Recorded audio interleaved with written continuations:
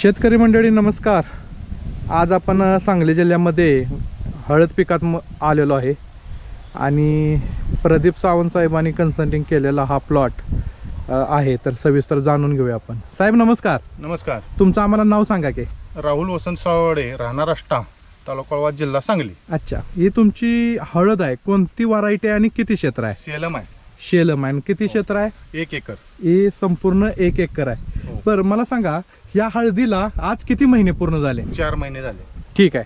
तुम्ही सावंत साहेबांच्याकडून कन्सल्टिंग घेतलेलं आहे. हो. बरं, त्यांनी जेव्हापासून मार्गदर्शन केलंय तेव्हापासून तुम्हाला काय फायदा झालाय का? ह्याचे फुटवे, अच्छा, जाडी, हा, हळदीचा कलर हा, किंवा पानाचा रंग वगैरे हा, अगदी व्यवस्थित आहे. हिरवट पण आहे. हा, सगळे व्यवस्थित आहे.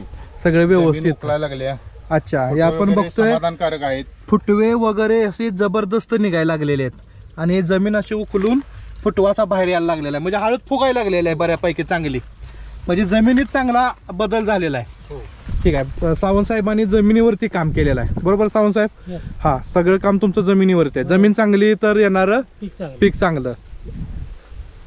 ओके, तुम्ही किरण मार्गदर्शन करून अजून तुमचं पण सल्ला तुम्ही देत असताय.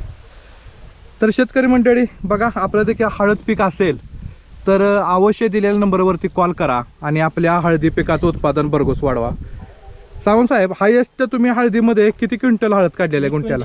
साधारणतः 42-43 क्विंटल काढले एकरात. म्हणजे 1.25 क्विंटल गुंठ्याला ह्याप्रमाणे तुम्ही काढलेलं आहे. बरोबर. धन्यवाद साहेब, तुम्ही दिलेल्या माहितीबद्दल मी आपला आभारी आहे. धन्यवाद.